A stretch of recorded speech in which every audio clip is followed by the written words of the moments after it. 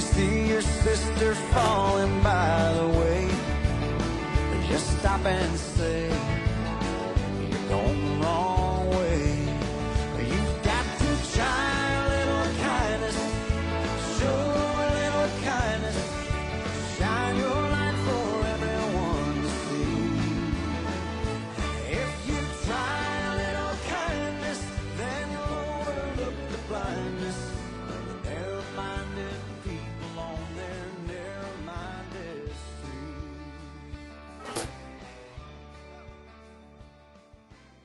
I'm called Ndema and Ewonkem, the founder of Ndema and Ewonkem, Zion Family Orphanage and Center for Persons with Disability. Where is it located? Behind Catholic Mission, Fiango, Kumba 2. Okay.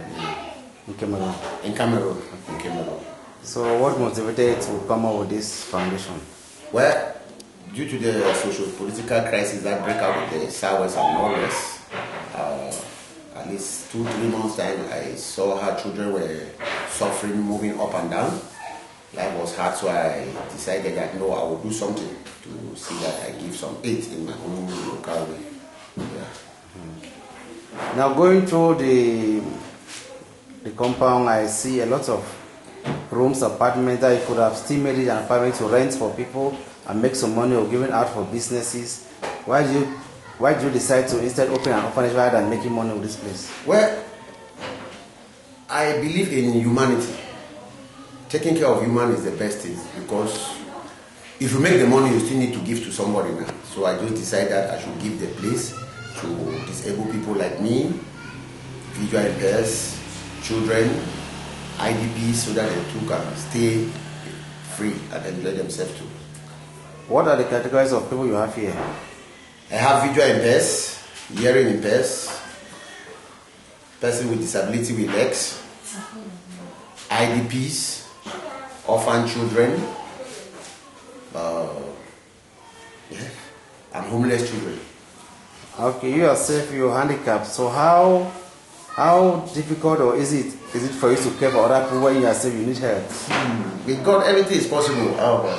When I started the place, I had to ask for my sister for accommodation, so you had to buy this place. So we should put the people there. So I'm managing with them. So my sister has been the one who has been running it, helping me from the beginning to see that they have food on their table, all those kind of things, up to this point. Now that people are coming in bit by bit. So how do you get the dwellers of this place? How do you get those who live here? How do you get them?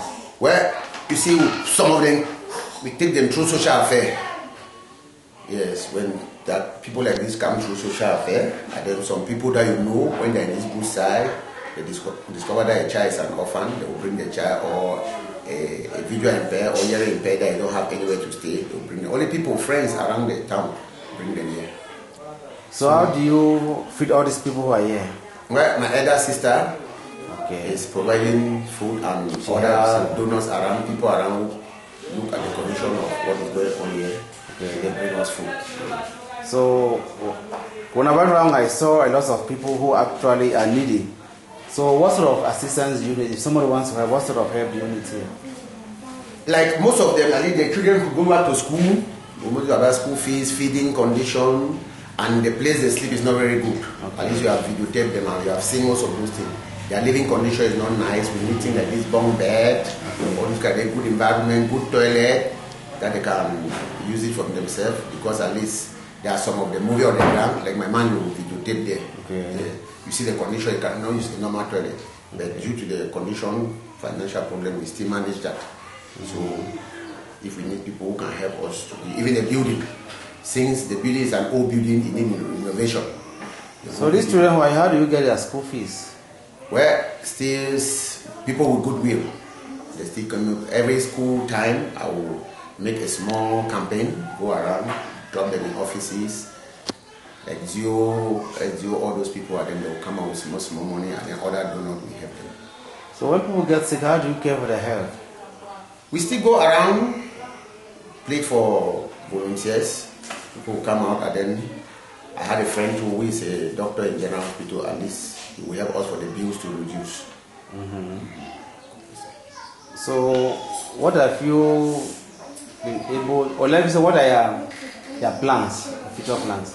What are your ambitions? I have very great ambitions to see that one day if I can have people who will stand up, NGOs that can come up and help me to build this place so that I'll keep more disabled people, orphans and IDPs. So how many people do you have here together? Yes, if you consider all these, I think 29 people. 29 people. Yeah. And you give them 3 meals a day? Exactly. We managed to see that we put food on the table 3 days. Okay. So have you had any assistance from the government so far? No, nothing from the government. Everything is just yourself and charity. And charity, goodwill people.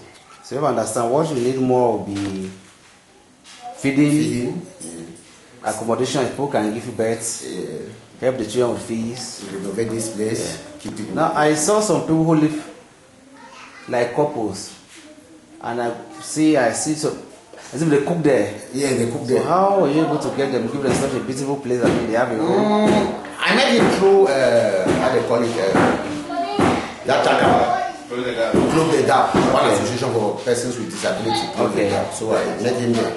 So he came up with his own problem. So I had to say, okay, come and have a space. So he then him, the wife, and the man, and the child. It seems you have such a heart for disabled people. I'm disabled, so I know the pains they may be going through. Okay. Yeah.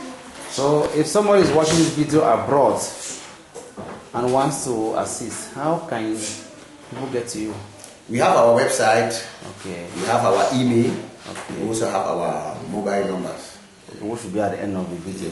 Yes. Okay. So any appeal you want to give to the government or NGOs or charities, individuals? I'm just pleading for the NGOs or individuals, people with goodwill, that when they watch this video, they should not harden their heart. Okay. And God should touch their heart to see that they come to our aid. Because things are not easy and many people are still coming. But we cannot take them because there's no space and there's no food and there's not enough money for. And it appears you have a chapel here, so why do you need a chapel here? Well, I always, at least they say everything with God. So I always try to bring them to more closer to God. So at least for many of them to forget about their own situation, what they are going through. Yes. Okay, thank you. Thank you. Down and out, lend a helping hand instead of down, and the kindness that you show every day is gonna help someone. Okay. So I do be here for 1 year. Okay. So I've been on this orphanage. Okay. Pray that you take care of me.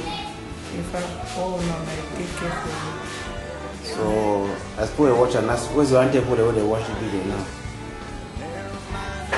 I want to tell them say I thank them for anything they do for me. May God bless you now. Take total control.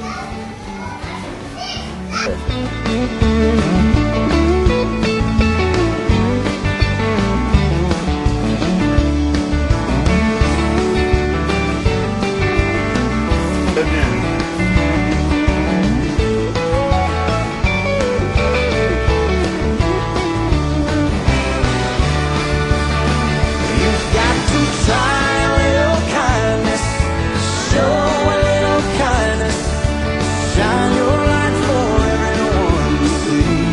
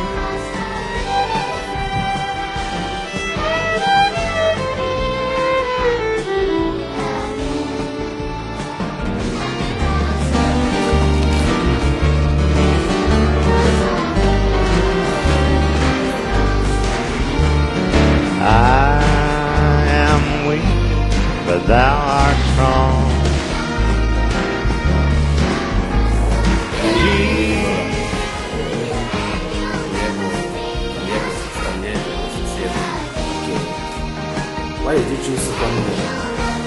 I came in Kumba because I was stranded. So I was about the children and I made it with Ndema. And I thought about what I'm going through. If there is a space for me, it's Ndema Orphanage. That completely helped me. And I'm staying here since that time, free life, free food. Everything is free. Thank you.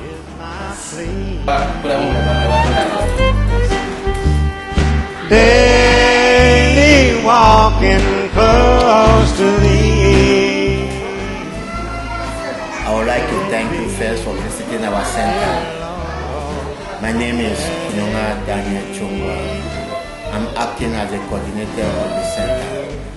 Most of the external activities, I go out to see how we can distribute our flyers or most of our, most of our documents when we want to place them in offices and move around. Then we also have other members like a technician who is acting on our documents, typing and printing. We also have the vice president. He's not around for the moment, travel. So you have a whole team here. So how has it been to get assistance so far? It has been so difficult, but due to the situation, there are people in society who have mind to give present or assist us. So we have been longing for assistance, and there have been people like the Girl of Kumba, other people, other organizations like Pretty Ladies. They usually come here once in a while, bring food to assist us with it. Thank you, sir. So you're here with a small child who doesn't seem to be very well. So explain what sort of child, what is this child's situation? He does not hear, he does not see, he does not walk, he cannot chew, he just swallow. So he has been here with us. Now if I understand, this child doesn't see, he does not hear, he doesn't hear, he doesn't talk, he doesn't chew. He doesn't chew. Just swallow. Only swallow. Give it, Which means the jaw muscle does not work. Which means you give him only pap. When you want to give it to like they pound them. Anything it swallow, make it with somebody who swallow. He doesn't hear, he doesn't talk, he doesn't. Wow. It's a big man, he's 7 years now. 7 years. What's his name? James. So how can such a child be helped? Have you tried to ask doctors if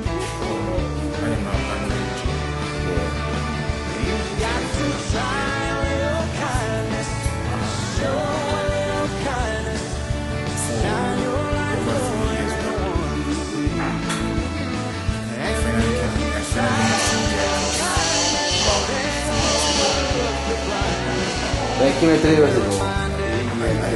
3 years ago.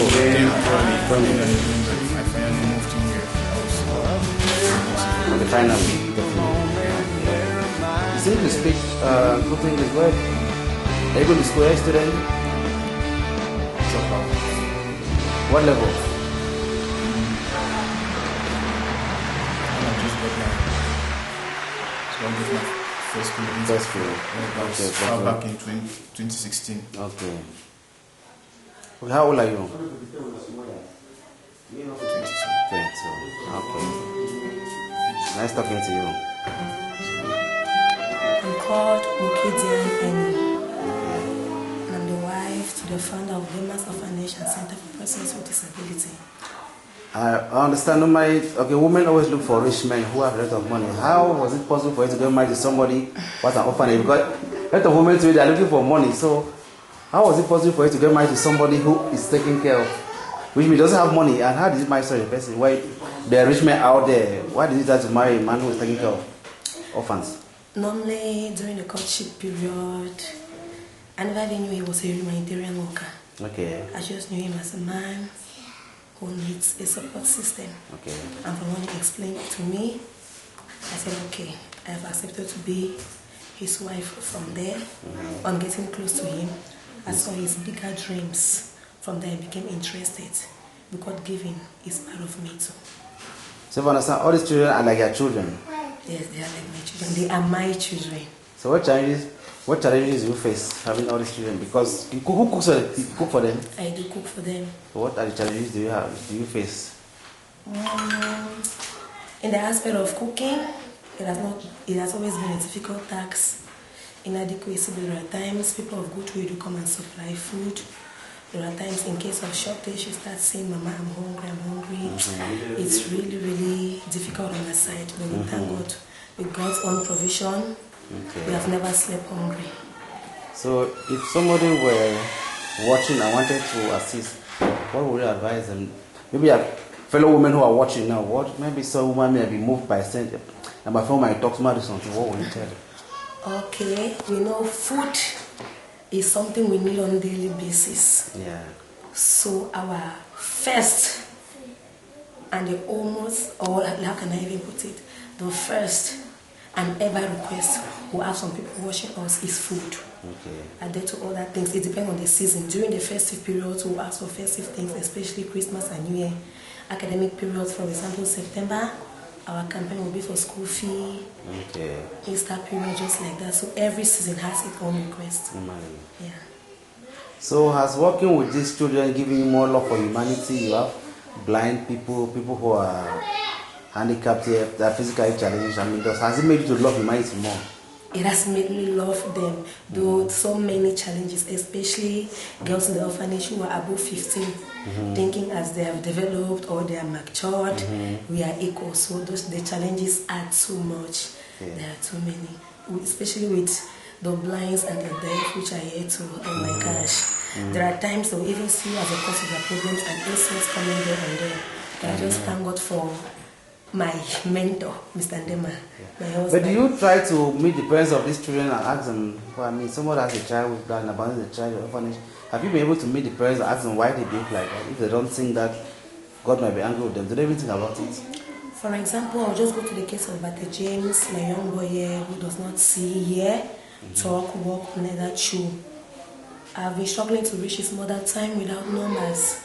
To no avail, she was telling me, Daddy can do it. Daddy has always been doing it. The daddy they are referring to is Mr. Ndema. So by God's grace, we have been doing it without them. So she doesn't care about the child? No, she does not. She was doing, but she does no longer do it. Yes. All these children, are they documented? The government knows you have such situations. Maybe the government could have just that whatever. Like this child does not. The government aware of such situations here. You have documentation of everybody who is here? Everybody who is here, their names are on the record. We have a document, a file that contains all of them here. Okay. Thank you. Thank you very much. Let it be, dear Lord, let it be.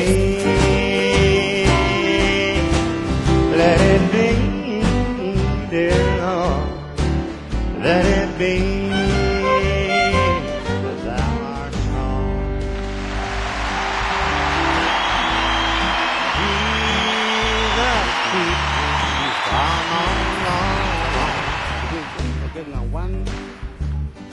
I'll be satisfied